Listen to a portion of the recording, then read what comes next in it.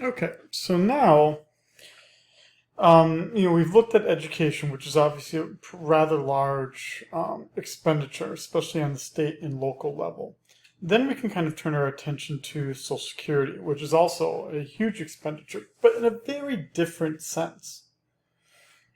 When we talked about education, we were talking about the idea that education itself has positive externalities, that it has some qualities, maybe not complete, but some qualities that public goods have, and that there is some sense that there needs to be a level of public subsidy to reflect that positive externality that exists.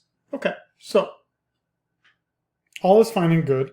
But yet, what we also see is that the government also spends lots of money, for instance, on things such as Social Security, Medicare, Medicaid, and these all fall in the idea that the government also is a participant in providing social insurance.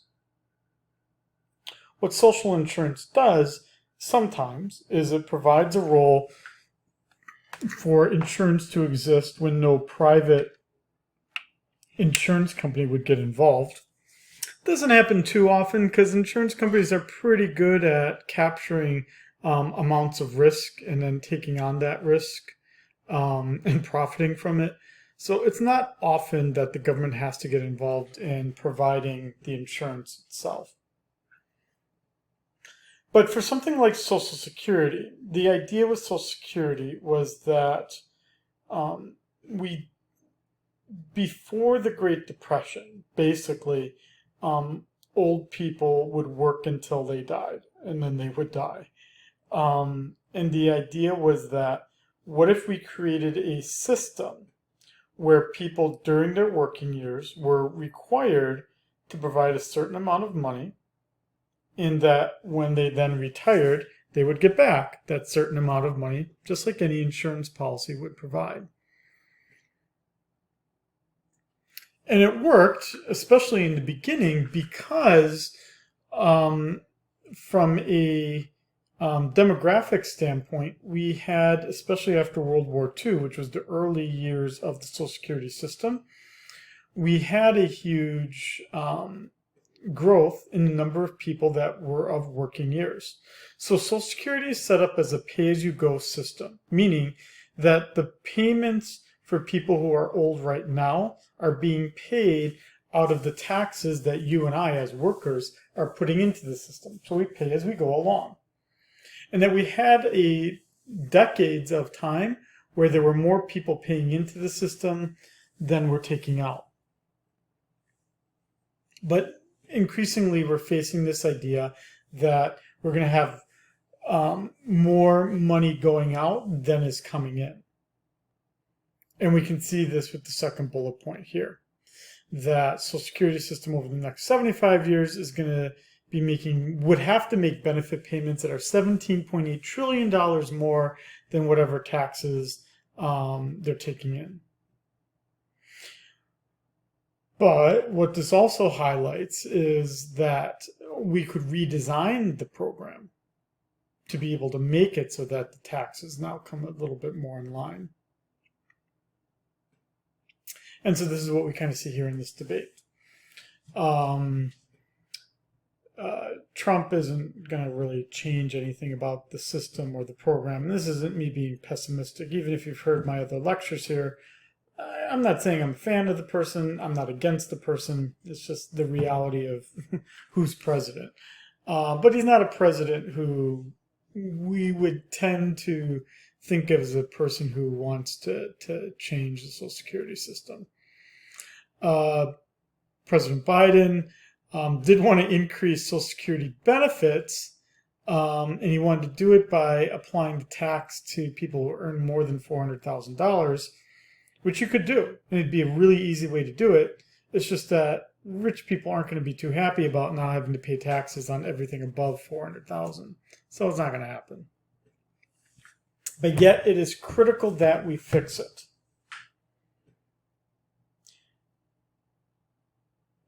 The poverty rate among the elderly is about 1 in 10, meaning that about 10% of elderly people live below the poverty level. That's bad, yes.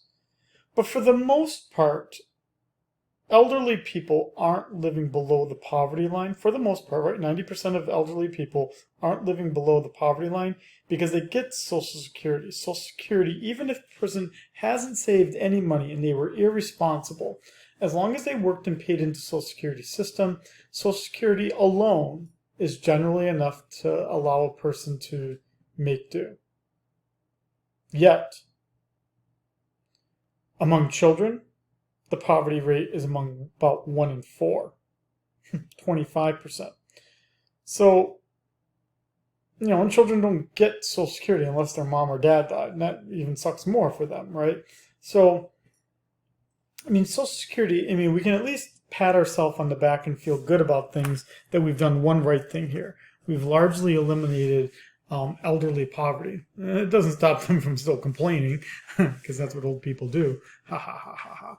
But, right, if the Social Security system does suffer, we will find that the poverty rate among the elderly will increase pretty quickly after. It's just that it's really hard to get the change then that we want, because we don't have enough money right now. So the only way we're going to do it is there's only 2 options, or you could do a combination of the 2 options. But we either need to cut benefits or raise taxes, or a combination of the 2. None of that's popular, so no one wants to do it. So the fact that Trump doesn't want to do it doesn't mean that he's lazy. It just means that he wants to be liked. So if we look at how it's paid for by both workers and our employers.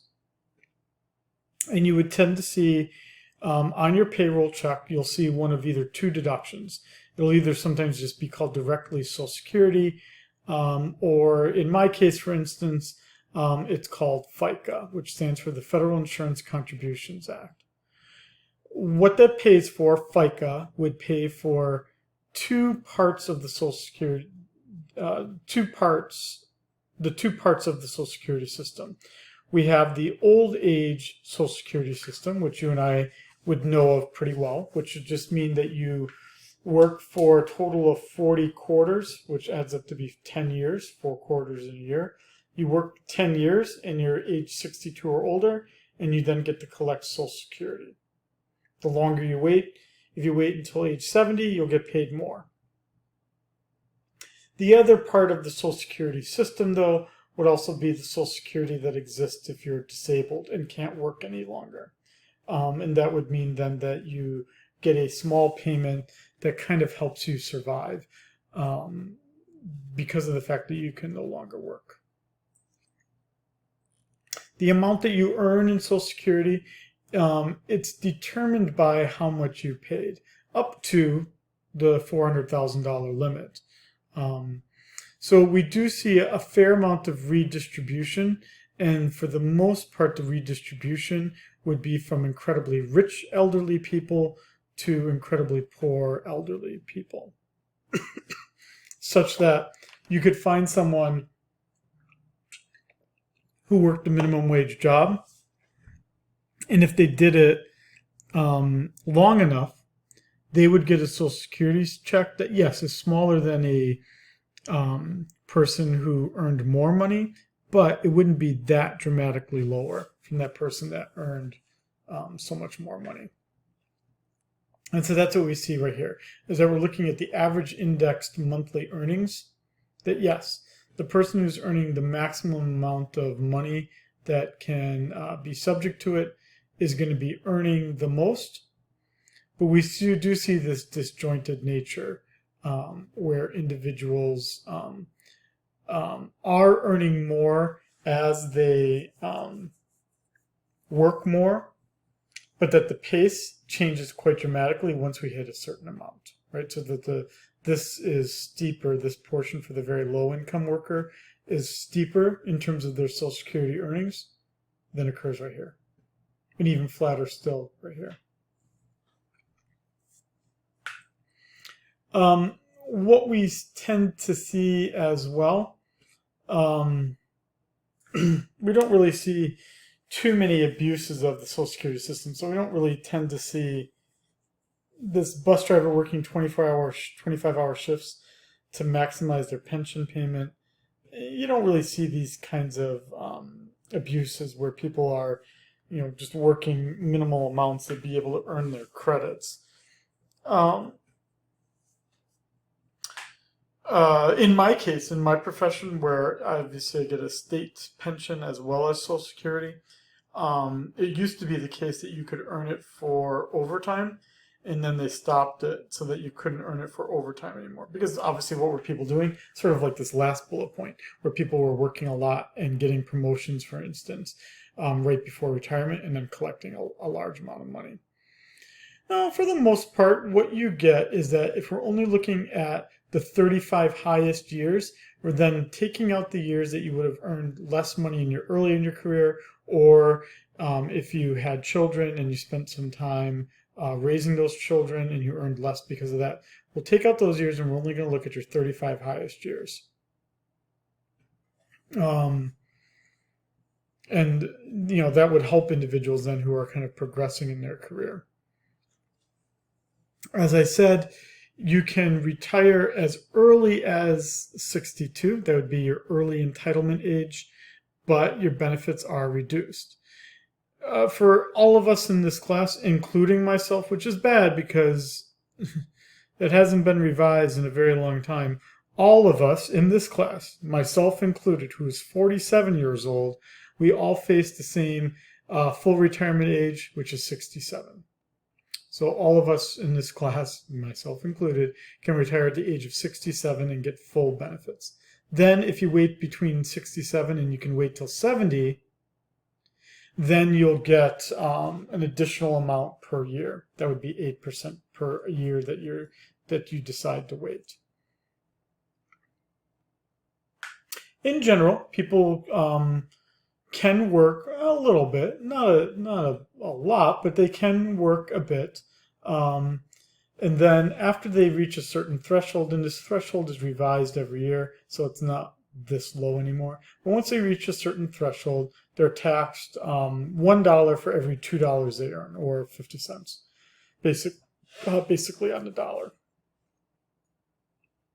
Yes, again, Social Security, we again know of it as paying for old age people, but again, let's not forget the fact that if a person who's an earner dies unexpectedly early, the spouse, as long as the spouse doesn't get remarried, as well as the children until they're 18, will get Social Security payments until either the spouse remarries or until the children turn 18.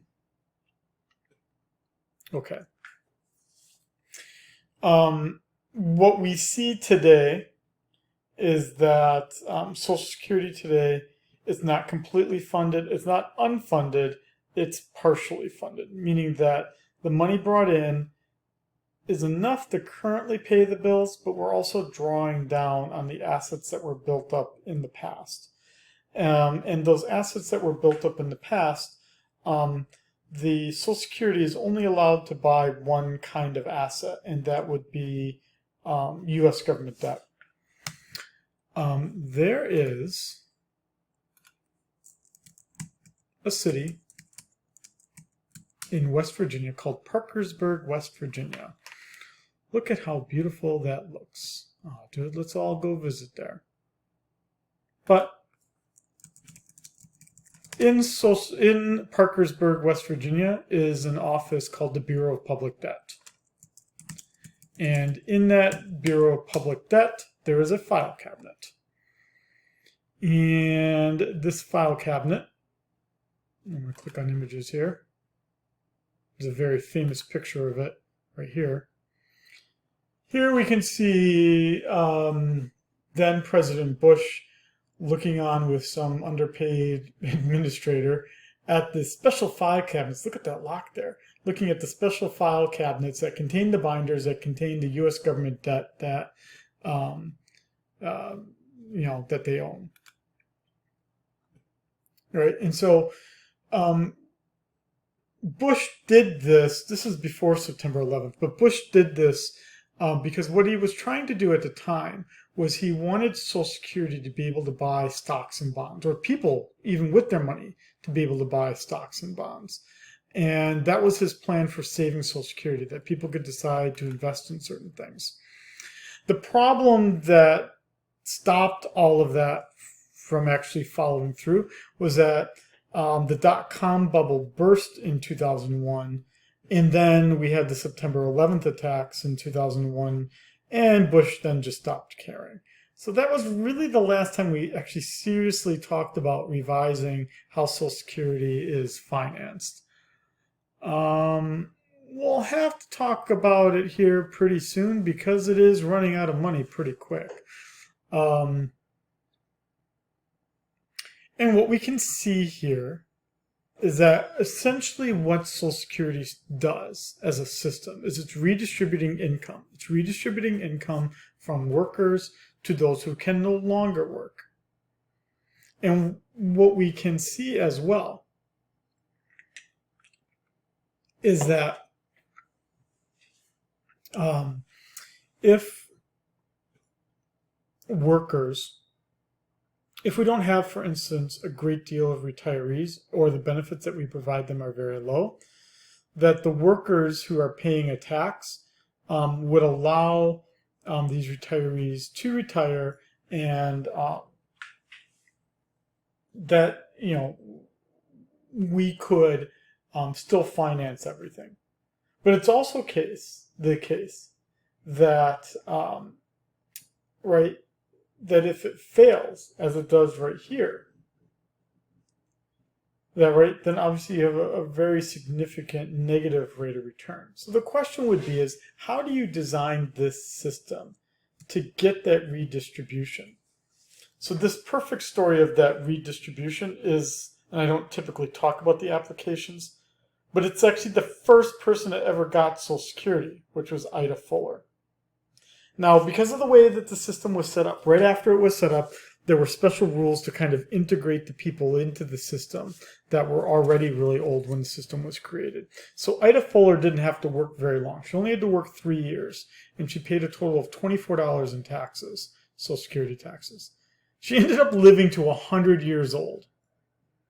And she kept collecting, right, money every month. 35 years, she collected a total of almost $23,000, despite putting in only about $25. She made a great rate of return. But what this highlights as well is how little problems can grow very big. And this is a pretty tough science, because let me also prepare for your mind to be blown a little bit more, even after hearing this example. Until just a few years ago, states in the old Confederacy were still making payments to beneficiaries of Civil War soldiers. I'm not joking.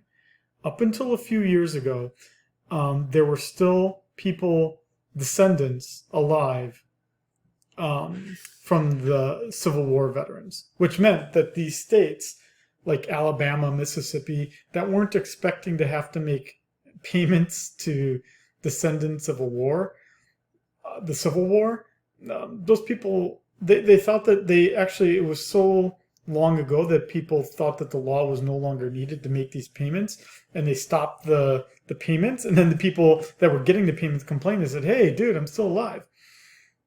I think that last person died in like 2020 or 2021. Which is pretty amazing. But it also highlights the fact that these public pension systems, like Social Security, can end up costing a lot more than your models predict. And that's what you see right here. You do have this legacy debt that's created that becomes pretty difficult to pay for. Okay, I'm going to skip over this redistribution here. One of the benefits of the Social Security system is that, you know, old people, for the most part, yes, you do have rich old people who really don't need their Social Security payment. But for the most part, old people tend to spend all of their Social Security money that comes in. I mean, I know my parents do. They save it for their property taxes. They use it to buy their food, to pay for their medical insurance, their car insurance, their car. And they typically have a little bit left over at the end of the month, but not very much. And so what that would highlight for us here is this idea that, it obviously stimulates the economy pretty well.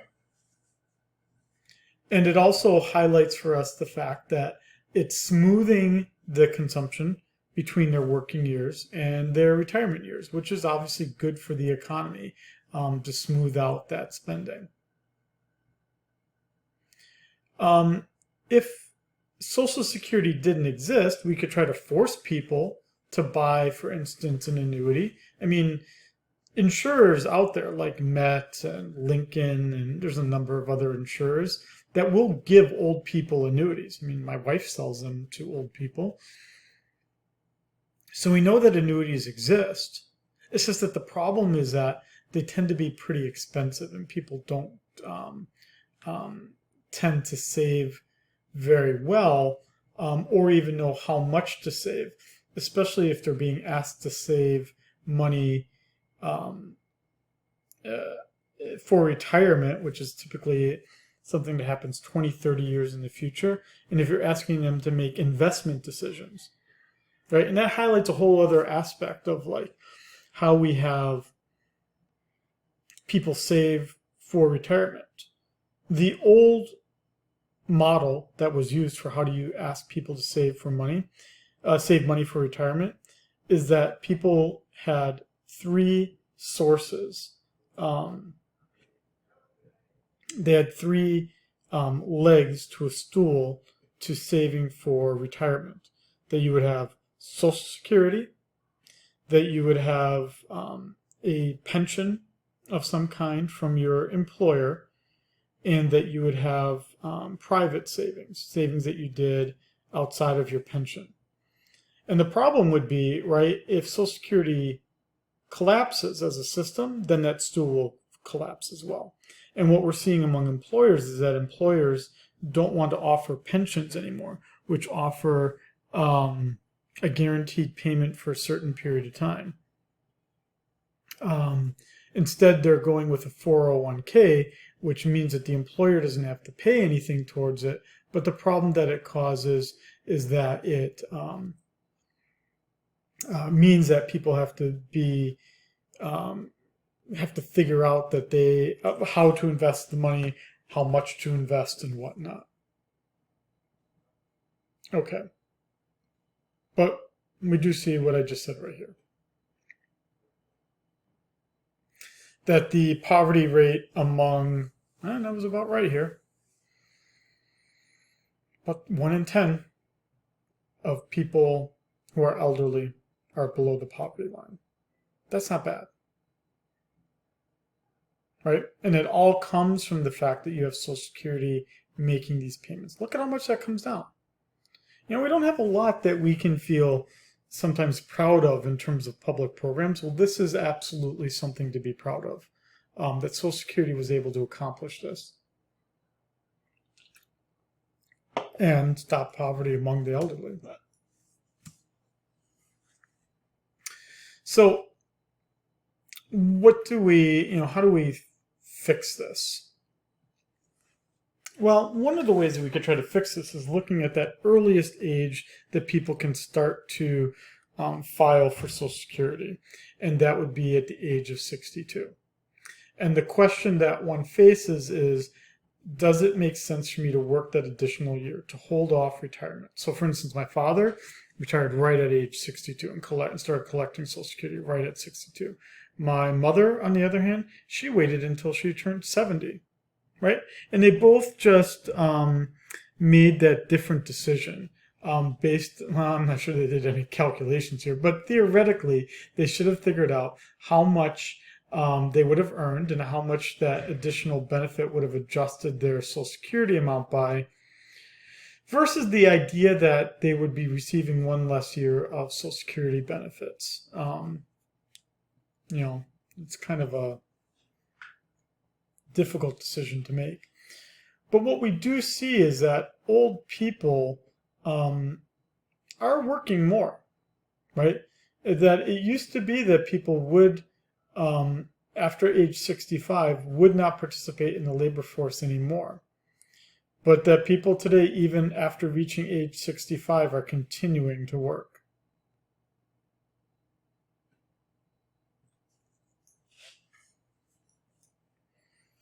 Again, full retirement age here at 65 for some group of people. Again, for all of us, you and I, we're all at 67, so we'd be somewhere right here. But essentially what you see is that individuals, a lot of individuals exit the labor market at age 62, and then you get that other bump at age 65, or in our case would be at age 67. And then at age 70, there's no purpose to delaying Social Security anymore. It will not pay you any extra by waiting after age 70. Okay.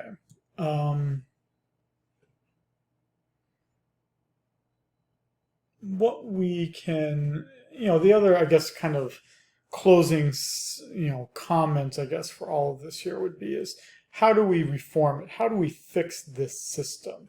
It is a system that does need to be reformed. And it needs to be reformed because, quite frankly, people are living longer, people are having less kids, and productivity isn't growing as quickly as it did 30, 40 years ago. So wages aren't growing as quickly as they did 30 or 40 years ago. So we need to fix it. And we see this here, right? It's just that we have more older people per working age person.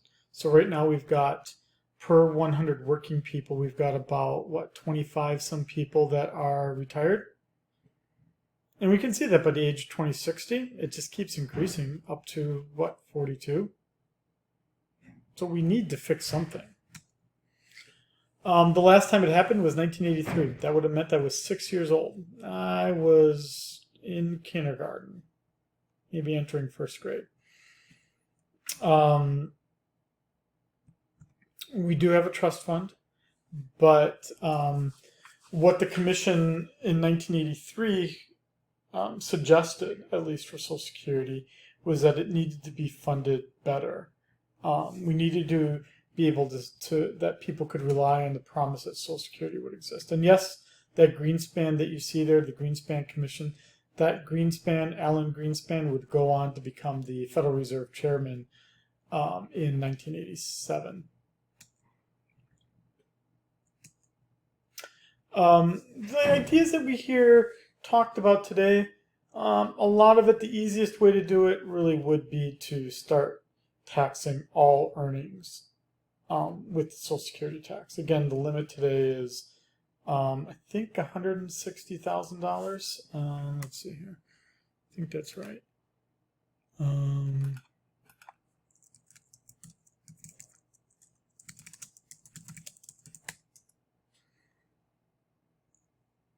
I'm sorry, it's 168,600. Doesn't apply to me. Does apply to my wife, actually. She's in finance, though.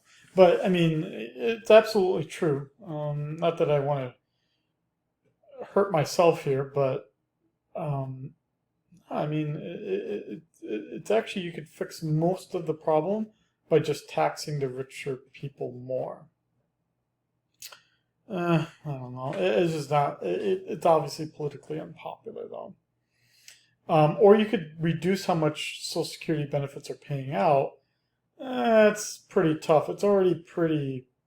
It's not known as being entirely that generous. So to tell people you have to work longer or that you'll get less money generally is not going to be a good solution to a system that already doesn't pay out a great deal. You could try to say that maybe the government should invest some of the money in the stock market, or that people be allowed to invest it in the stock market. Me personally, I think that's a pretty dangerous way to do it because there really is no free money out there. And so just to think that we could get a higher rate of return by putting it into the stock market, I mean, I don't think, to be honest, I don't think people are that great of investors to know what to invest in. And to be honest, even investing itself isn't all about skill. Sometimes it's really just luck that gets you that higher rate of return. Or we could just do away with it all. We could just say there's no Social Security anymore. You just get a private account and you figure out, what you're going to put money into. So you could try to privatize it all, but the problem would be is that it would be more expensive administratively. And also, what are you going to do? What kind of safeguards are you going to create for the person that doesn't do things right? Or are you going to have any safeguards at all? We are looking at a generation, that would be my generation here, of people that are starting to retire who have 401ks. Did they do their job well? And it wasn't until 2001, 2002 that companies were not allowed to put their own stock in the 401k. That was when Enron failed. And it turned out that people in their 401ks at work were putting most of their money in Enron stock. So when the company failed, as this last bullet point highlights, when the company failed, they not only lost their job, but they also lost their retirement savings. After that, businesses were not allowed by federal law to let people invest in their own company unless they signed off on a lot of disclosures. Okay, so what do we see here? Like as a general conclusion then, what we see is that Social Security, yes, it's a very expensive thing that the government is financing. It's our largest social insurance program, but it does need to be reformed, and it's going to have to be reformed here quite quickly. As our kind of closing comments for this, what we can see here is if we go to the Social Security actuarial report,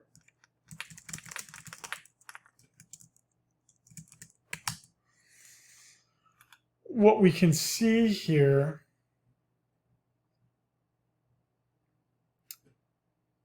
is that the trust fund itself, it's already reached as of the 2024 year, it's reached its peak year of reserves. It's not going to draw down those reserves, and that it would be depleted at least for the, so disability insurance is already is pretty safe. The number of disabled people that are making use of this is pretty small.